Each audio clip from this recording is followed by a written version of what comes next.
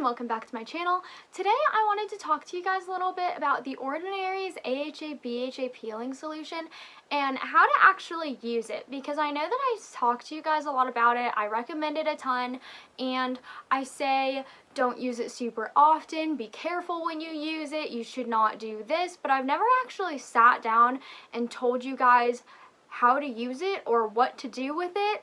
So that's what we're gonna do today. And before I start, I do want to mention I am not an esthetician or a dermatologist, so don't take my words as gospel. Just this is my advice and this is what works for me, and this is what I recommend doing with this product, as it is very, very strong and can damage your skin if used incorrectly. So let's go ahead and get started. So for those of you who don't know, this is what this product looks like. This is The Ordinary's peeling solution. It looks like blood when you put it on your face and it's super cool, but we're going to talk about how to use this product today because it is 30% AHA and 2% BHA, which are very, very high concentrations of chemical exfoliation.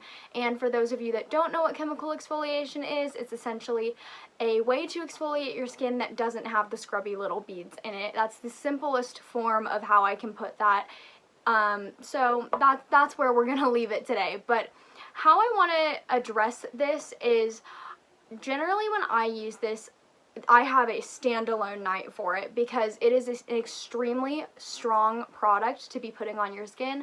So I do a gentle cleanser and then I do like maybe a light serum and a moisturizer, and that's it, because this product is so strong and you don't want to be using it with other actives because it will kind of disrupt your entire skin's process of recovery, because this product is just like insanely strong. I don't know how many times I'm going to say that. Somebody count it for me. But yeah, so starting off with what I cleanse my skin, I'll go in with one of two cleansers, either one of the cleansers by Simple that has just a really basic ingredients list. I'm going to be honest with you guys, those cleansers have the most basic ingredients lists, but if you're using it with a really harsh product, that sometimes can be the best. And so I have the Simple Kinda Skin hydrating facial wash that I sometimes go in with, but more often than not, I use the Youth to the People Kale and Green Tea Spinach Cleanser. This is one of my favorite cleansers out there. This is a really nice cleanser that's going to be super gentle on your skin. It's going to really cleanse your skin and get everything out of your skin, but it's not going to overly strip your skin, and you definitely don't want your skin to feel stripped or tight or irritated before putting this product on, because let me tell you, the peeling solution by The Ordinary can irritate your skin. It is very strong, like I've said already 100 million times, and if you have sensitive skin, be careful with it because it can burn, and I know it burns my skin when I use it, and I don't have sensitive skin. It's just that much of an exfoliating product. There's a lot of exfoliation in there. So after cleansing the skin and patting it dry, that is when I go ahead and apply this.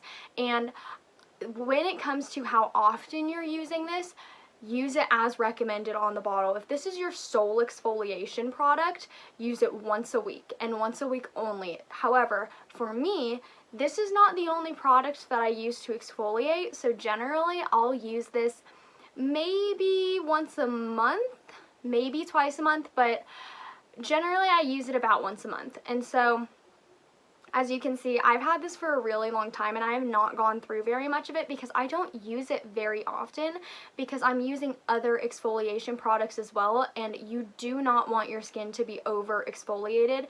And for the people that are going in with this every single day, I don't know how your skin hasn't just flipped out and peeled and balled off of your face like a bad moisturizer. It really confuses me. So make sure that you're not going in with this too often. I also recommend, if you're doing this at like a party or something and you're going to be doing it on multiple people, either apply it with a brush or wear gloves, because you don't want to be exfoliating the tips of your fingers while you're taking the time to apply this on multiple people. So that is something that I would also say, and this does come with a dropper applicator, and serums like this, you can see this comes with a dropper.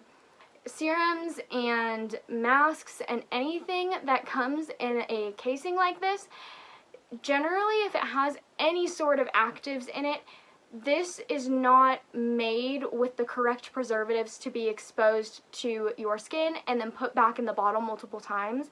So make sure that that dropper isn't touching your skin. If anything, make sure you're holding it away from your skin and dropping it on, or make sure that you're just dropping it onto your hands and then applying it on your skin, because I really don't recommend really having the dropper touch your face and then go back into this bottle for sanitary reasons. So that mask is meant to be left on the skin for 10 minutes, and I would say work yourself up to those 10 minutes. I know that I've been using this mask for probably 3 or 4 months now, and I still only leave it on for 8 minutes because it still does really burn and tingle on my skin.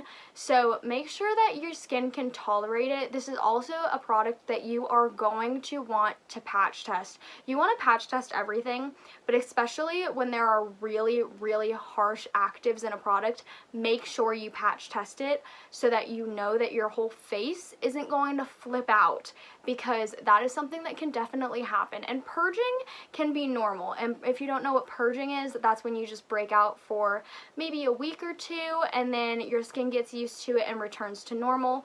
And that's completely normal. But if you're going to have an allergic reaction to this, you want to know before you put it all over your face. So make sure you patch test it. That's where you take a little bit and put it on your wrist or on the back of your ear, and you leave it on for however long you would leave the product on, and then check and see if there's any reaction within 24 to 48 hours. I waited about 3 days before I actually used it after patch testing it, just to make sure that I didn't have any reaction whatsoever to this particular product. So after rinsing this mask off, generally I'll go in with a serum.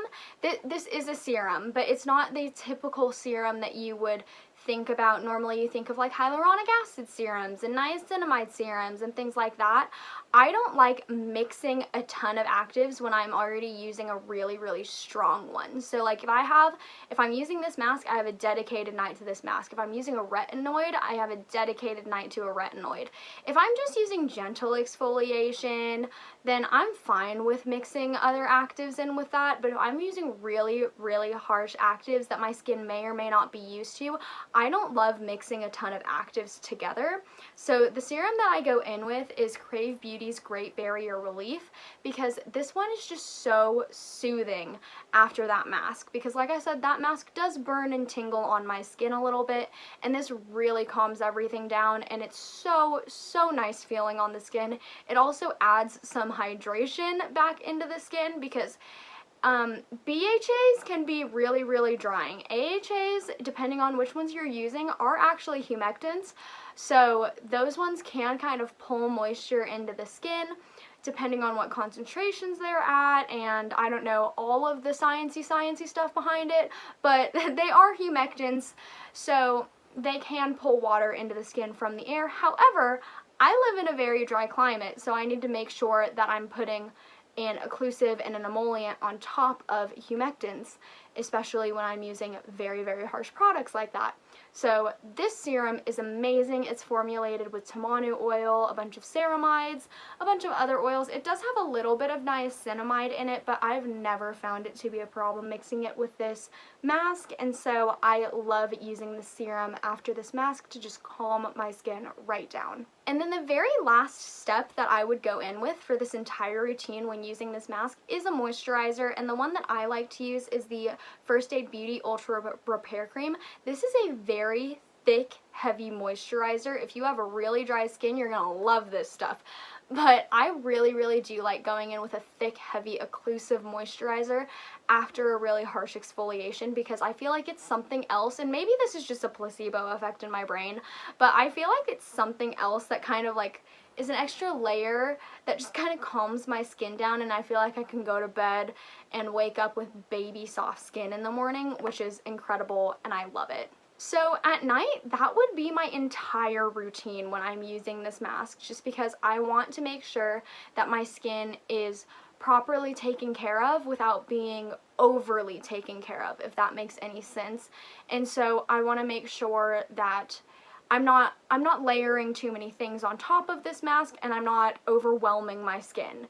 And I think that that is what some people do. I've seen people use this mask with 4 to 5 other masks at the same time, and it freaks me out a little bit, and I want to make sure that you guys aren't making that mistake, because that will overwhelm your skin, and your skin could potentially have a plethora of irritation from doing so. So just make sure that that is something that you're keeping in mind.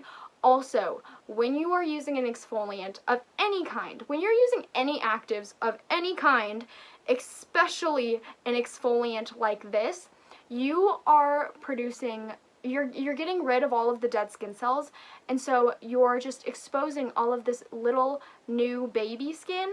So the next morning, I always use this mask at night. I guess you could use it in the day, but I always use this mask at night.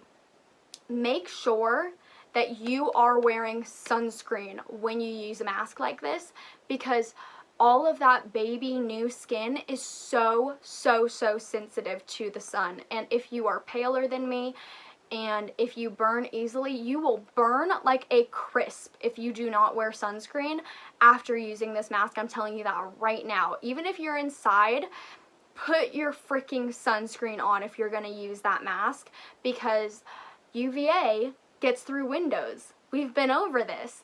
And you will age like a little old Chinese woman. I don't know if you've ever seen them, but they look ancient, okay? And I can say that because I'm Asian, I am Chinese, and when I'm 70, I'm gonna turn ancient overnight. So, put your sunscreen on when you use this mask, or else you will look like me when I am 85 years old. So, make sure you're wearing sunscreen. That's all that I really have to say about that part of this video, but I hope that you guys learned something, and I hope that this was helpful to anybody that likes this mask or doesn't really know how to use this mask and really wants to get it, because I know it's super popular right now, and I personally love it. So I hope that this video helped you guys out. If it did, please give it a thumbs up. If you would like to watch my last video, you can go ahead and click right over here, and if you would like to subscribe to my channel, which I urge you all to do, you can go ahead and click right over here, and I will see you all in my next one. Bye, guys.